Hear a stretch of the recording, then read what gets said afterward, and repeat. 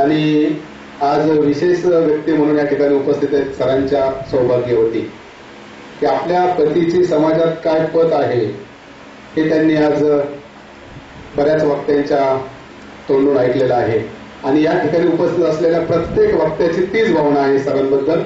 मी या ठिकाणी सौभाग्यवती संगीताताई सातव यांना विनंती करतो की आपण आपलं मनोगत व्यक्त करावं.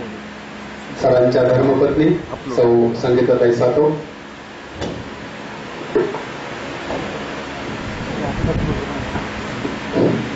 सगळ्यात पहिलं सांगते 30 वर्षाचा सहवास आहे, सहप्रवास आहे आणि बोलणार मात्र 2च मिनिटं आहे.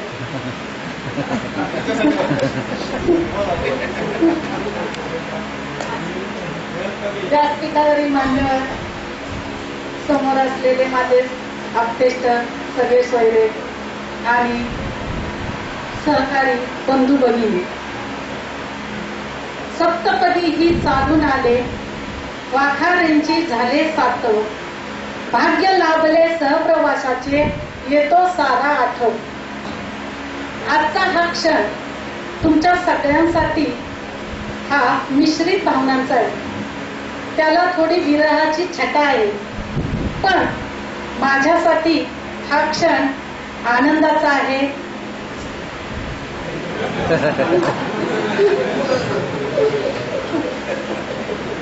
सुखाचा आहे आणि अभिमानाचा सुद्धा आहे. मी आनंदाचा असं म्हटलं की आता सातवांचा सहवास मला जास्त मिळणार आहे आणि सर्वीच्या निमित्ताने झालेला विरह आता संपणार आहे म्हणून तो सुखाचा आहे. आणि अभिमानाचा अशासाठी की त्यांनी ज्या पदावर काम केलं तो त्यांचा काम करण्याचा कार्यकाळ जो होता तो यशस्वी होता, तेजस्वी होता. त्यांनी सुरुवात खडकीच्या कॉलेजमधून क्रीडा शिक्षक म्हणून केली. नंतर पिंपरी चिंचवड महानगरपालिकेमध्ये क्रीडा शिक्षक म्हणून ते काम करत होते. तेव्हा त्यांची झालेली प्राचार्यपदी पदोन्नती आणि आता निवृत्तीच्या क्षणी शिक्षणाधिकारी म्हणून आपला कार्यभार दुसऱ्यावर सोपवणारे तुमचे साहेब पण आमचे नाना हे नक्कीच भाग्यवंत आहे. भाग्यवंत अशासाठी की अशी सगळीच पद सगळ्यांच्या वाट्याला येत नाही, काहींच्याच वाट्याला येतात. मुळातच क्रीडा शिक्षक असल्यामुळं त्यांचा उत्साह हा सतत उत्सवासारखाच असायचा याच्याशी तुम्ही परिचित असाल. नाना जरी आम्ही त्यांना म्हणत असलो तरी ना म्हणजे नाही, नकार हा त्यांना माहीतच नव्हता. दोनदा आपण नाना म्हणतो म्हणजे ते होकारच असतो हे आपण सगळे जाणतात. आता भाषणामध्ये प्रत्येकानं सांगितलं, त्यांच्या स्वभावातील गुण सांगितले, त्यांनी केलेलं कार्य सांगितलं. त्या मुद्द्याला धरूनच मी सांगते की सहजीवनामध्ये संसार करत असताना जे काही अनुभव आले ते एक पती म्हणून, एक पिता म्हणून आणि आता नवीन नातं का असेना, सून आली जावई आले म्हणून, सासरे म्हणून आणि अगदीच नवीन नातं आजोबा म्हणून, हे सगळे ते कर्तव्य त्यांची जी आहेत ती पार पाडत आहेत. मूळ आमच्या 30 वर्षाच्या सहवासामध्ये आमच्यामध्ये कधीतरी म्हणते क्वचित मतभेद झाले, परंतु मतांतर झाली नाही. आणि याला कारण म्हणजे त्यांच्याकडे असलेली खेळाडू वृत्ती. त्यांची ही खेळाडू वृत्ती सहवासामधून माझ्यामध्ये आणि मुलांमध्ये आल्यामुळे कोणताही प्रसंग आला तरी आम्ही त्याकडे खेळाडू वृत्तीने पाहतो. त्यांचे हे कार्य करत असताना त्यांना अनेक सहकार्यांचे सहकार्य लाभले. त्या सगळ्यांचे मी आभार मानणार नाही, पण त्यांच्या ऋणात राहू इच्छिते. मैदान बहुत काळ त्यांचा मैदानातच गेला, मोकळ्या हवेत, उघड्या वातावरणात.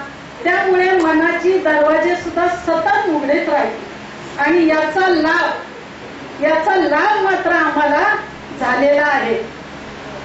मदतीच्या बाबतीत म्हणा तर सहकार्य असो किंवा प्रतिस्पर्धी असो, ते कोणाच्याही बाबतीत मदतीचीच भावना ठेवायची.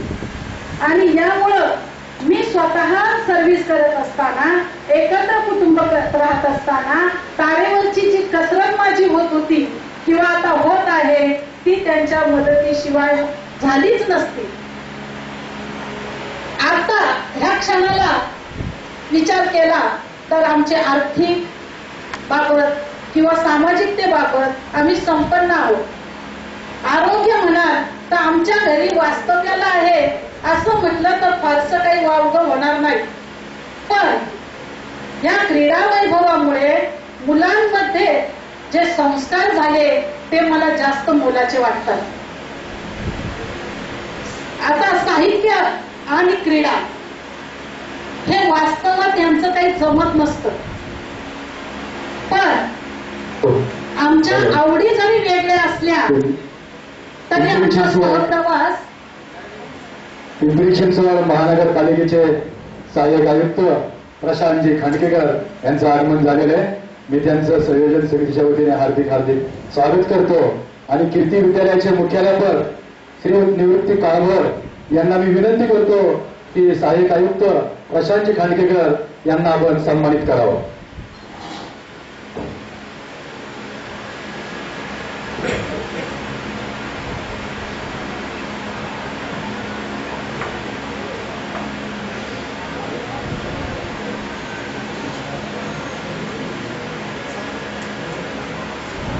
धन्यवाद सर.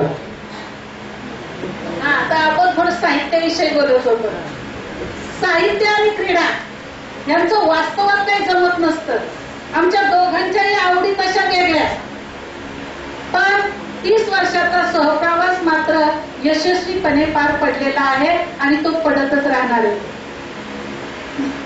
एखाद्या प्रसंगातलं रसग्रहण त्यांनी आवडीनं केलं नसेल, पण मी सुद्धा फारशी मैदानाकडे कधी फिरकले नाही.